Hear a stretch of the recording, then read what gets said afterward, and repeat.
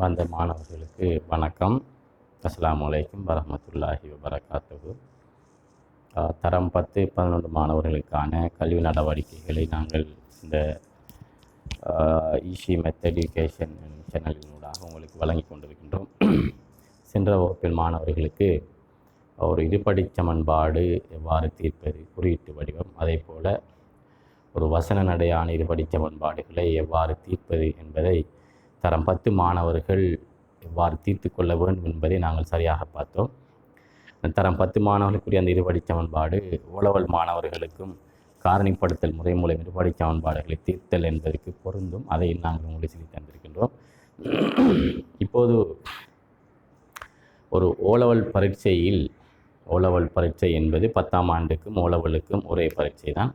O level பரீட்சையின் paper வடிவம் part 1 பகுதி 1, அதே மாதிரி பகுதி 2 என்று 2 வடிவங்கள் காணப்படும். இந்த பகுதி 1 ஏ பார்ட், பி பார்ட் என்று இருக்கும். இந்த பகுதி 1 ஏ பார்ட்டில் 1 தொடக்கம் 25 வரைக்குமான வினாக்கள் காணப்படுது. இதில் 1 தொடக்கம் 5 வரைக்குமான வினாக்கள் காணப்படுது. இதில் 25 வினாக்களுக்கும் 50 புள்ளி, இதில் 5 வினாக்களுக்கும் 50 புள்ளி, மொத்தம் பேப்பர் 1க்கு 100 புள்ளி. 25 தர 2 50, இதில் 5 தர 10 50 கூட்டினா பேப்பர் 1க்கு 100 மார்க்ஸ். அதே மாதிரி இதுலேயும் 2 part, A part, be part. இதில் 1 தொடக்கம் 6, இதில் 7 தொடக்கம் 12, இதில் 5 வினாக்கள் செய்ய வேண்டும், இதில் 5 வினாக்கள் செய்ய வேண்டும். இதுக்கு 5 தர 10 50 மார்க்ஸ், இதற்கு 5 தர 10 50 மார்க்ஸ், மொத்தம் 100 மார்க்ஸ். இங்கு முக்கியமான விஷயம் ஒன்று சொல்ல போகின்றேன், பாருங்கள் மாணவர்களே. இந்த 1 தொடக்கம் 25 வினாவில் 8 வினாக்கள்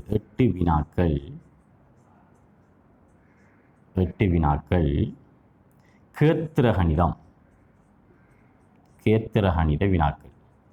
8 வினாக்கள் கேத்திர கணிதம். அப்போ எத்தனை புள்ளி? 8 தர 2 16 புள்ளி இங்கே உண்டு. அதே மாதிரி இதில் கேத்திர கணிதம் இல்லை, பி பாட்டில் கேத்திர கணிதம் இல்லை. பகுதி 2 ஏ பாட்டில் கேத்திர கணிதம் இல்லை. பி பாட்டில் 3 கேத்திர கணித வினாக்கள் உண்டு. 3 கேத்திர கணித வினா. இந்த 3 கேத்திர கணித வினாவில் 1 அமைப்பும் கேத்திர கணிதம் தான். மற்ற 2ம் 3ம் 2 வினாக்களாக வரும். அப்போ இதுக்கு மொத்தம் 30 மார்க்ஸ், 30 புள்ளி. எனவே ஒரு ஓலவல் அல்லது 10ஆம் ஆண்டு பரீட்சைக்கு கேத்திர கணிதத்துக்கு மொத்தமாக வழங்கப்படும் புள்ளிகள் 30, 16, 46 மார்க்ஸ். இது 200க்கு 46, இதை 2ஆல் பிரித்தா 23 புள்ளிகள் 100க்கு 23 புள்ளிகள் கேத்திர கணிதத்தில் மாத்திரம் உண்டு. எனவே அதிகமான மாணவர்கள் கேத்திர கணிதத்தை விரும்புவதில்லை. ஆனால் உண்மையிலேயே மற்ற அலகுகளை விட கேத்திர கணித அலகு தான் மிகவும் இலகுவாக செய்யக்கூடிய அலகு. சரியாக, அதாவது புள்ளிகளை வீண் விரயம் இல்லாமல் முற்றுமுழுதான அந்த வினாவுக்குரிய மொத்த புள்ளியையும் இலகுவாக பெற்றுக்கொள்ளக்கூடிய ஒரே ஒரு அலகாக இருந்தால், ஒரே ஒரு பிரிவாக இருந்தால் அது கேத்திர கணிதமாக தான் காணப்படும். எனவே கணிதத்துக்கு காணப்படுகின்ற 6 பிரிவுகளில் கேத்திர கணிதம் ஒரு பிரிவு. அந்த கேத்திர கணிதத்துக்கு மொத்த வினாவுக்கு, அதாவது 2 வினா பத்திரங்களுக்கும் சேர்த்து 46 புள்ளி.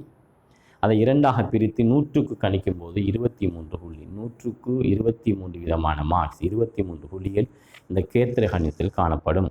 அதில் பகுதி 1 8 வினாக்கள் காணப்படும். 8 வினாக்களும் மிகவும் இலகுவான வினாக்கள். அதை நாங்கள் அதுக்கு சரியாக விடையளிக்கும் போது 16 புள்ளிகளை பெற்றுக்கொள்ளலாம். இந்த கேத்திர கணித அலகுக்குள்ள தான், கேத்திர கணித பிரிவுக்குள்ள தான் தரம் 10ஆம் ஆண்டுக்கான அடுத்த அலகு, சமன்பாடுகளுக்கு அடுத்த அலகு இணைகரம் என்பது ஒரு யூனிட். இணைகரம் என்ற அலகு. இந்த இணைகரங்களும் கேத்திர கணிதத்துக்குள்ள பார்த்தால், இந்த இணைகரத்தை நாங்கள் எவ்வாறு படிப்பது, அதன் பண்புகள், அதன் தேற்றங்கள் எவ்வாறு பார்ப்போம்.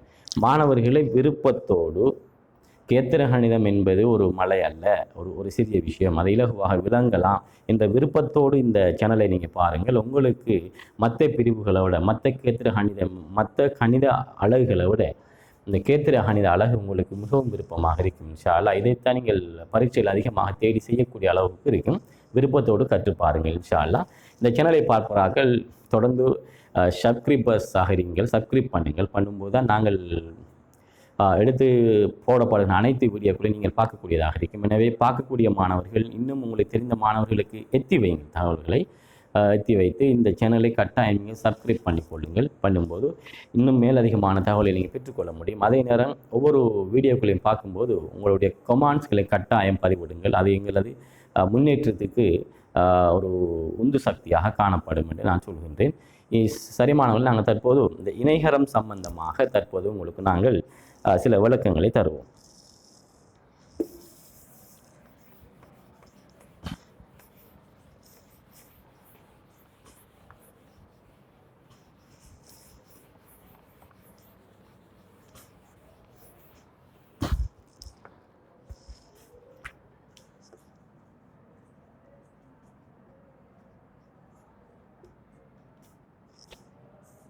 இது 16வது அலகு. உங்களுக்கு தெரியும் இணைகரங்கள் உண்டு.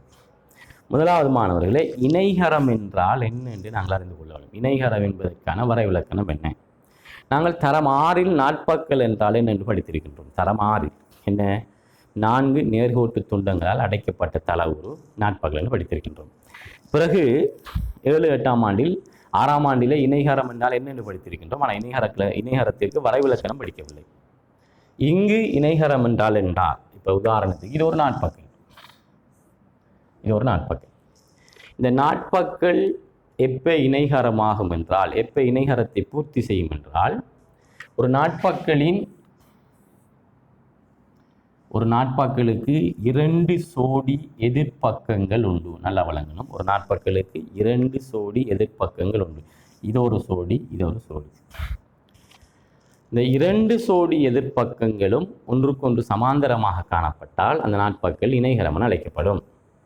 2 சோடி எதிர்ப்பக்கங்களும், அதாவது ஏபி என்றது டிசிக்கு சமாந்தரமாகவும் ஏடி என்றது பிசிக்கு சமாந்தரமாகவும் காணப்பட்டால் இந்த நாட்பக்களை நாங்கள் இணைகரம் என்று சொல்லுவோம். அதாவது ஏபி சமாந்தரம் டிசி, ஏடி சமாந்தரம் பிசி எனின்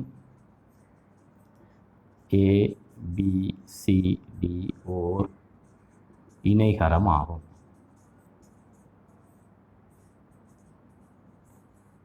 எனவே இணைகரத்துக்கான வரைவிலக்கணம் அல்லது இணைகரம் என்றால் என்ன என்று கேட்டால், நாட்பக்கள் ஒன்றின் 2 சோடி எதிர்ப்பக்கங்களும் ஒன்றுக்கொன்று சமாந்தரமாக காணப்படுமாயின் அந்நாட்பக்கள் ஓர் இணைகரம் என அழைக்கப்படும். முதலாவது எங்களுக்கு இணைகரம் என்றால் என்ன என்று தெரிந்தால் தான் நாங்கள் அதுக்கு பின்னால் இணைகரத்தின் பண்புகள் தொடர்பாக பார்க்கலாம். எனவே மாணவர்களை மீண்டும் ஒரு தரம் கூறுகின்றேன். இணைகரம் என்றால் நாட்பக்கள் ஒன்றின் 2 சோடி எதிர்ப்பக்கங்களும் ஒன்றுக்கொன்று சமாந்தரமாக காணப்பட்டால் அந்நாட்பக்கள் ஓர் இணைகரம் என அழைக்கப்படும். நாங்கள் சரிவகத்துக்கு படித்திருக்கின்றோம். நாட்பக்கள் ஒன்றின் 1 சோடி எதிர்ப்பக்கம் மட்டும் சமாந்தரமாக காணப்பட்டால் அந்த நாட்பக்கள் சரிவகம். எனவே 2 சோடி எதிர்ப்பக்கங்களும் சமாந்தரமாக காணப்பட்டால் அந்த நாட்பக்கள் ஒரு இணைகரம். எனவே தற்போது இணைகரம் என்றால் என்னென்று தெரியும். இப்போ ஒரு நாட்பக்களை நாங்கள் இணைகரம் என்று இனங்கண்டால் அல்லது இணைகரம் என்று கண்டுபிடித்தால் அல்லது இணைகரம் என்று தெரிந்தால் அந்த நாட்பக்களில் அந்த இணைகரங்களில் சில பண்புகள் இருக்கு. அந்த பண்புகளை அறிய வேண்டும். இந்த அழகு என்னன்னா, ஒரு நாட்பக்கள் அதாவது இணைகரம் என்றால் என்ன, பிறகு இணைகரத்தின் பண்புகள் என்ன, பிறகு அந்த இணைகரத்தின் பண்புகள் தொடர்பான தேற்றங்கள் இருக்குது. அவ்வளவு. அப்போ முதலாவது நாங்கள் இணைகரம் என்றால் என்ன என்று அறிந்திருக்கின்றோம். தற்போது இணைகரத்தின் பண்புகளை அறிவோம். ஒரு இணைகரத்துக்கு 4 பண்புகள் இருக்கின்றது. அந்த 4 பண்புகளை வைத்துத்தான் இந்த இணைகரங்கள் தொடர்பான கேள்வியே வரும். நாங்கள் அதிகமாக ஆழமாக ஒன்றையும் பார்க்க தேவையில்லை. ஒரு இணைகரத்துக்கு 4 பண்புகள் இருக்கின்றது. இந்த 4 பண்புகளையும் வைத்துத்தான், இந்த 4 பண்புகளின் அடிப்படையில் தான் இதுக்குரிய வினாக்கள் தொடரப்படும். எனவே இந்த 4 பண்புகளையும் இலகுவாக தெரிந்து வைத்துக் கொள்வோம்.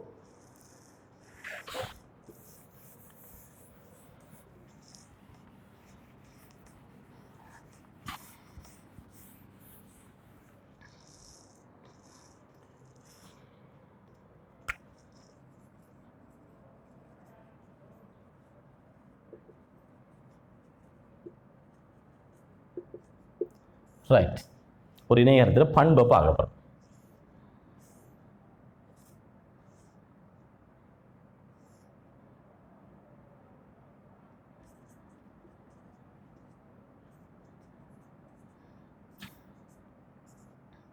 ரைட். இங்கே காட்டப்பட்டுள்ள ஏபிசிடி ஒரு இணைகரம் ஆகும். ஒரு இணைகரத்தை நாங்கள் கண்டால் இந்த 4 விதமான பண்புகளும் எங்களுக்கு ஞாபகத்தில் வர வேண்டும். ஒன்று, ஒரு இணைகரத்தின் எதிர்பக்கம் சமன். எதிர்பக்கங்கள் சமன். என்ன எதிர்பக்கம் என்ன? ஏபி என்றது டிசிக்கு சமன். அதே மாதிரி ஏடி என்பது பிசிக்கு சமன். இது ஒரு பண்பு, மிகவும் இலகுவானது. என்ன? ஒரு இணைகரத்தின் எதிர்பக்கங்கள் ஒன்றுக்கொன்று சம நீளமுடையவை, அல்லது ஒரு இணைகரத்தின் எதிர்பக்கங்கள் ஒன்றுக்கொன்று சமன். ரைட். இரண்டாவது விஷயம், எதிர்கோணங்கள் சமன். எதிர்கோணங்கள் சமன். எதிர்கோணம் என்ன? இந்த கோணம் இந்த கோணத்துக்கு சமன். என்ன? ஏபிசி. கோணம் ஏபிசியும் கோணம் ஏடிசியும் சமன். அதே மாதிரி இந்த கோணம் இந்த கோணத்துக்கு சமன். இந்த கோணம் என்ன? பிஏடி. கோணம் பிஏடியும் கோணம் பிசிடியும் சமன். எதிர்கோணம் சமன். எதிர்பக்கம் சமன், எதிர்கோணம் சமன். ரைட். மூன்றாவது விஷயம், ஒரு இணைகரத்தின் மூலைவிட்டம் அதன் பரப்பளவை இருசம கூறிடும். இப்போ மூலைவிட்டம் என்ன? இந்த இணைகரம் இருக்கு, இதில் ஒரு மூலைவிட்டம் ஏஐயும் சிஐயும் இணைக்க வாரது. அப்போ இவ்வாறு ஏஐயும் சிஐயும் இணைக்கும் போது இந்த மூலைவட்டத்தை இணைக்கும் போது 2 முக்கோணிகள் பெறப்படுகின்றது. ஒன்று ஏடிசி என்பது ஒரு முக்கோணி, அடுத்தது ஏபிசி என்பது இன்னும் ஒரு முக்கோணி. மூன்றாவது பண்பு என்னென்னா, ஒரு இணைகரத்தின் மூலைவிட்டமானது அந்த இணைகரத்தின் பரப்பளவை 2 சம பகுதிகளாக பிரிக்கும். அப்போ ஒரு இணைகரத்தின் மூலைவிட்டத்தை இணைக்கும் போது 2 முக்கோணிகள் பெறப்படுது. அவ்வாறு பெறப்படுகின்ற 2 முக்கோணிகளும் பரப்பளவு சமன். அவ்வளவுதான். என்ன? முக்கோணி ஏபிசி பரப்பும் முக்கோணி ஏடிசி பரப்பும் சமன். பண்பு மூலைவிட்டம் இணைகரத்தின் பரப்பளவை 2 சம கூறிடும். மூலைவிட்டத்தை இணைக்கும் போது 2 முக்கோணிகள் பெறப்படுகின்றது. அப்ப அந்த 2 முக்கோணிகளும் பரப்பளவில் சமன். அதே மாதிரி இது ஒரு மூலைவிட்டம் பிடியை இணைப்பு. இப்போது 2 முக்கோணிகள் பெறப்படுகின்றன. ஒன்று ஏடிபி, ஏடிபி. அதே மாதிரி முக்கோணி பிசிடி. எனவே முக்கோணி ஏபிடி பரப்பும் முக்கோணி பிசிடி பரப்பும் சமன். முக்கோணி ஏடிபி பரப்பும் முக்கோணி பிசிடி பரப்பும் சமன். இது மூன்றாவது பண்பு. நான்காவது பண்பு, இந்த 2 மூலைவிட்டங்களும் சந்திக்கிற புள்ளி நான் O என்று எடுக்கிறேன். ஒரு இணைகரத்தின் மூலைவிட்டம் ஒன்றை ஒன்று 2 சம கூறிடும். ஒரு இணைகரத்தின் மூலைவிட்டம் ஒன்றை ஒன்று 2 சம கூறிடும். அதாவது AOவின் நீளமும் OCயின் நீளமும் சமன். அதே மாதிரி DOவின் நீளமும் OBயின் நீளமும் சமன். பாருங்க, ஓர் இணைகரத்தின் மூலைவிட்டம் ஒன்றை ஒன்று 2 சம கூறிடும். AOவின் நீளமும் OCயின் நீளமும் சமன். DOவின் நீளமும் OBயின் நீளமும் சமன். அப்போ நான்காவது பண்பு AO Saman OC, DO Saman OB.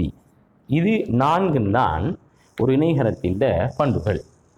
ஒரு இணைகரம், ஒரு நாட்பக்கல இணைகரம் என்று கண்டுட்டோம் அல்லது கண்டுபிடிச்சிட்டோம், நிறுவிட்டோம் என்று சொன்னால் இந்த 4 விஷயமான பண்புகளும் எங்களை மனதுக்குள் வர வேண்டும். என்ன? இணைகரத்தின் எதிர்பக்கம் சமன், இணைகரத்தின் எதிர்கோணம் சமன், இணைகரத்தின் மூலைவிட்டம் அதன் பரப்பளவை 2 சம கூறிடும். அதில் என்ன? இணைகரத்தில் மூலை வட்டத்தை இணைச்சா 2 முக்கோணி பெறப்படும். அந்த 2 முக்கோணிகளும் பரப்பளவில் சமன். அடுத்தது இணைகரத்தின் மூலை வட்டங்கள் ஒன்றை ஒன்று இது சமகூரிடும். இந்த 4 விஷயமான பண்புகளும் எங்களுக்குள்ள வரணும். இணைகரம் என்றால் வரணும். அதான் இலகுவான விஷயம். இந்த 4 விஷயங்களை அடிப்படையாக கொண்டுதான் இணைகரங்கள் தொடர்பான தேற்றம் உருவாகுது. இணைகரங்கள் தொடர்பான தேற்றம் இந்த யூனிட்ல இருக்கிற இந்த 4 பண்பை அடிப்படையாக வைத்து தான் இந்த கேள்வி. அப்போ இந்த 4 பண்பு என்றது மிகவும் ஈஸி தானே. அப்போ இதை வச்சுக்கொண்டு நாங்கள் இது தொடர்பான பிரச்சனைகளை தீர்க்கப்படும். எனவே மாணவர்களை மீண்டும் ஒரு முறை சொல்கின்றேன். ஒரு நாட்பக்களின் இருசோடி எதிர்ப்பக்கங்களும் ஒன்றுக்கொன்று சமாந்தரமாக காணப்பட்டால் அந்த நாட்பக்கள் இணைகரம் என அழைக்கப்படும். ஒரு நாட்பகலை நாங்கள் இணைகரம் என்று கண்டுபிடித்தால் அந்த இணைகரத்துக்கு சில பண்புகள் காணப்படுகின்றது. அதில் முதலாவது பண்பு அதன் எதிர்ப்பக்கங்கள் சமன். 2 எதிர்ப்பக்க ஜோடிகள் காணப்படுகின்றது. ஆகவே 2 எதிர்ப்பக்க ஜோடிகளும் சமனாக காணப்படும். அதே மாதிரி எதிர்கோணங்கள் சமன். ஒரு இணைகரத்துக்கு 2 எதிர்கோண ஜோடிகள் காணப்படுகின்றது. அது 2ம் சமனாக இருக்கும். அடுத்தது ஒரு இணைகரத்தின் மூலை விட்டம் அதன் பரப்பளவு இரு சமகூரிடும். இணைகரத்தின் மூலை வட்டத்தை இணைக்கும் போது 2 முக்கோணிகள் பெறப்படும். அந்த 2 முக்கோணிகளும் பரப்பளவு சமனாக இருக்கும். அடுத்தது ஒரு இணைகரத்தின் மூலை வட்டம் ஒன்றை ஒன்று சமகூரிடும். இந்த 4 விஷயம் தான் அடிப்படை விஷயம். எனவே உங்களுக்கு தெரிய வேண்டிய விடயம் இணைகரம் என்ன, அந்த இணைகரத்தின் பண்புகள் 4 இருக்கும். அந்த 4 பண்பும் இது 4 போதும், வேறு ஒன்றுமே தேவையில்லை. இந்த 4ஐயும் வைத்துக்கொண்டு நாங்கள் கேள்வி செய்ய போகின்றோம். அவ்வளோதான். எனவே அதிகமாக நீங்கள் சிந்திக்க தேவையில்லை. கேத்திர கணிதங்கள் இலகு என்பதுக்கு இதுதான் காரணம், லிமிட் இவ்வளவு தான். அப்போ அவ்வளோத்தையும் நாங்கள் அதிகமாக படிக்கும்போது அது தொடர்பான பிரச்சனைகளை தீர்க்கும்போது இலகுவாக நாங்கள் பரீட்சை வினாக்களை செய்து கொள்ளலாம். எனவே இந்த பண்புகள் தொடர்பான சில வினாக்கள்களை நாங்கள் தற்போது பார்ப்போம்.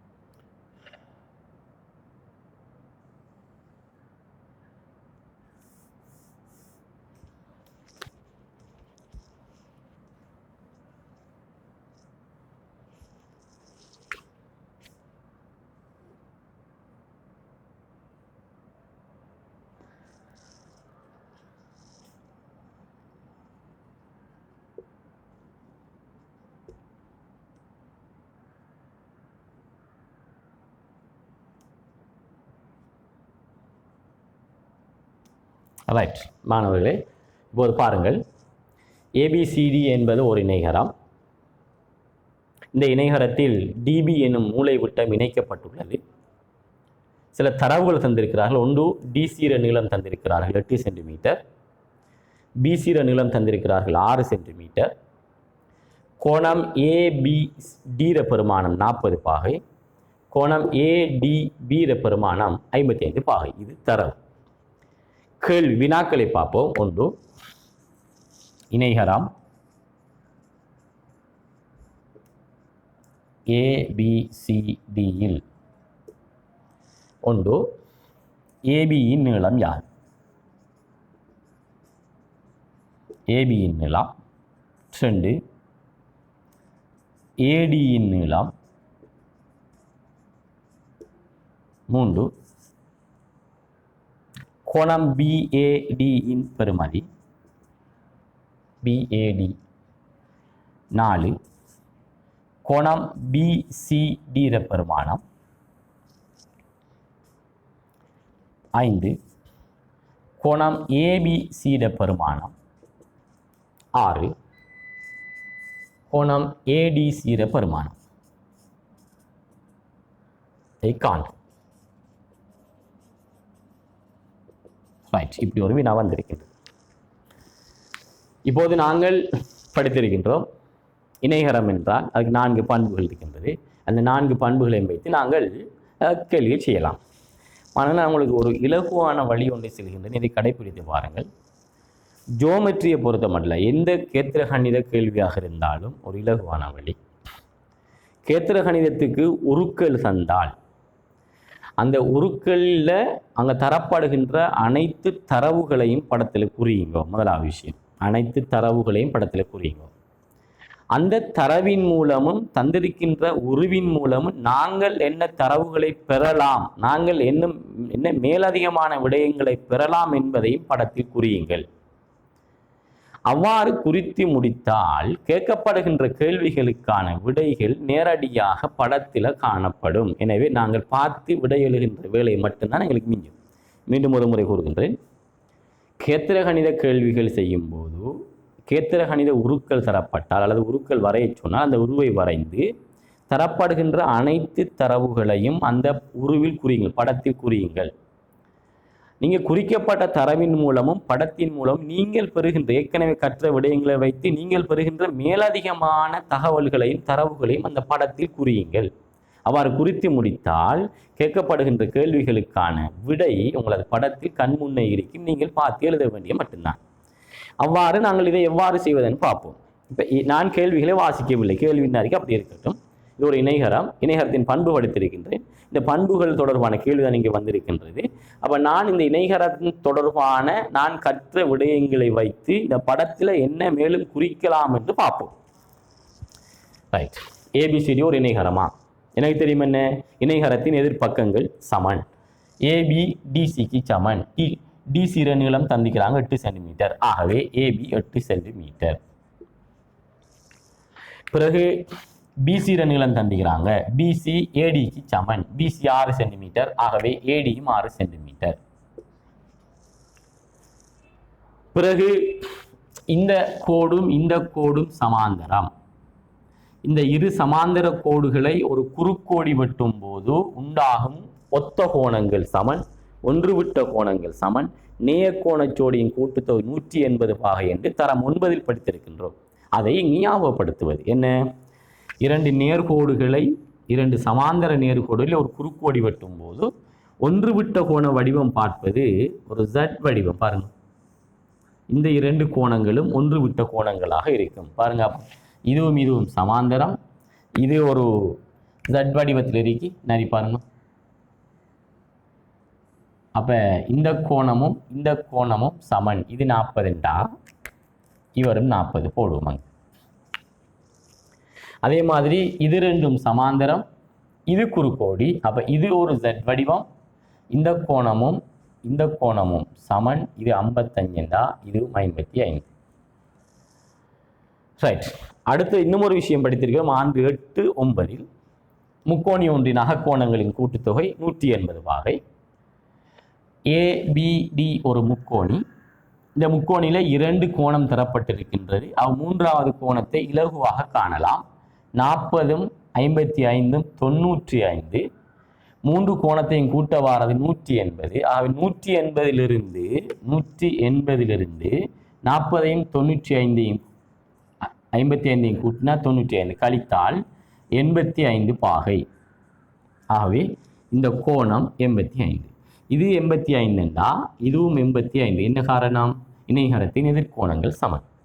இப்போது நான் இணைகரம் தொடர்பான அனைத்து விஷயங்களையும் படத்தில் குறித்து விட்டேன். அவ்வாறு குறிக்கும் போது எனக்கு மேலதிகமாக சமாந்தர கோள் தொடர்பான தேற்றங்களும் தேவைப்பட்டு அதையும் பாவித்து குறித்திருக்கின்றேன். முக்கோணி ஒன்றின் அகக்கோணங்களின் கூட்டுத்தொகை 180 என்ற தேற்றம் தொடர்பான தகவலும் தேவைப்பட்டுச்சு, அதையும் பார்த்து குறித்தாச்சு. இப்போ அவங்க தந்த தரவுகளோடு எனக்கு தெரிந்த தரவுகளையும் மேலதிக விளக்கங்களையும் படத்தில் குறித்திருக்கின்றேன். இனி கேள்வியை வாசிப்போம். உங்களது முதலாவது கேள்வியை பாருங்கள். ஏபியின் நீளம் யார்? ஏபியின் நீளம் படத்தில் இருக்கு 8 சென்டிமீட்டர். நீங்கள் காரணங்கள் தேவையில்லை. நீங்கள் படிக்கும்போது கேத்திர கணிதங்களுக்கு கட்டாயம் காரணங்கள் எழுதி வைத்திருக்க வேண்டும் என்றால் மீண்டும் முறை நாங்கள் இதை புரட்டி படிக்கும்போது ஏன் என்ற விளக்கம் உடனடியாக எங்களுக்கு தெரிய வேண்டும். இணைகரத்தின் எதிர் பக்கம் சமன். ஷோர்ட்டாக நோட் பண்ணி கொள்கிறேன். ஏடிர நீளம் கேட்குறாங்க. படத்தில் ஏடி 6 சென்டிமீட்டர். காரணம் இணைகரத்தின் எதிர் பக்கம் சமன். முடிஞ்சு படத்தில் குறிச்சாச்சுலாம். கோணம் பிஏடி எத்தனைவா 85 பாகை இருக்கின்றது. இந்த கேள்வியை நாங்கள் செய்து காட்ட வேண்டும். அதுக்கு எவ்வாறு இந்த கேள்வி செய்து காட்டுறேன்னு சொன்னால், முக்கோணி ஏபிடியில் இலக்கம் 3வது வினாவுக்குரிய செய்முறை. முக்கோணி ஏபிடியில் கோணம் பிஏடி சக 55 பாகை சக 40 பாகை சமன் 180. காரணம் முக்கோணி ஒன்றின் அகக்கோணங்களின் கூட்டுத்தொகை 180 பாகை ஆகும். இதன் அடிப்படையில் கோணம் பிஏடி சக 55 40 95 சமன் 180 பாகை. ஆகவே கோணம் பிஏடியின் பெருமானம் 180 இந்த 95 வலது பக்கம் வரும்போது கழிக்கப்படும். ஆகவே கழித்தால் 85 பாகை. நாங்கள் ஏற்கனவே கழித்து போட்டிருக்கின்றோம், அதுக்குரிய செய்முறையை காட்டிருக்கின்றோம். அடுத்தது கேட்குறாங்க பிசிடி 85 பாகை நாங்கள் அங்கே எழுதியிருக்கின்றோம். இதை நீங்கள் டிரெக்டாக எழுதலாம். என்ன? இணைகரத்தின் எதிர்கோணம் சமன். இதுக்கு செய்முறை தேவையில்லை. போட்டாச்சு. இணைகரத்தின் எதிர்கோணம் சமன். அடுத்தது கேட்குறாங்க கோணம் ஏபிசியின் பெருமானம். ஏபிசி இங்கு கோணம் ஏபிசி என்பது 2 கோணங்களின் கூட்டுத்தொகை. பாருங்கள், கோணம் ஏபிசி என்பது 2 கோணங்களின் கூட்டுத்தொகை. இந்த கோணத்தினது இந்த கோணத்தினது கூட்டுத்தொகை. கோணம் ஏபிடியையும் கோணம் டிபிசியையும் கூட்ட வாரத்துக்கு சமன். ஏபிடி தெரியும், தரவு 40 பாகை சக டிபி சிறப்பெருமானம் தெரியாது. ஆனால் டிபிசி என்பது ஏடிபிக்கு சமன். அப்போ நான் இவரது என்ன போடலாம்னு சொன்னால், கோணம் ஏடிபியை போடலாம். தேவைன்னா நீங்கள் பிரேக்கெட் உள்ள கோணம் டிபிசி சமன் கோணம் ஏடிபி இருக்கும் தேவைன்னா, காரணம் ஒன்று விட்ட கோணம். எனவே இது 40, இது 55 பாகை, 95 பாகை, ரெண்டையும் கூட்டினோம். அதாவது கோணம் ஏபிசி பெருமானம் 95. இது 5வது கேள்விக்குரிய செய்முறை. அடுத்தது 6வது கேள்வி கேட்கிறார்கள் கோணம் ஏடிசி. இப்போ நீங்கள் ஏபிசி கண்டுபிடித்திருக்கிறீர்கள் 95 பாகை. ஆகவே ஏடிசி என்பது இந்த இணைகரத்தின் எதிர்கோண சோடி. நீங்கள் டிரெக்டாக இதுக்கு போடலாம் 95 பாகை. காரணம் இணைகரத்தின் எதிர்கோணம் சமம். ரைட்.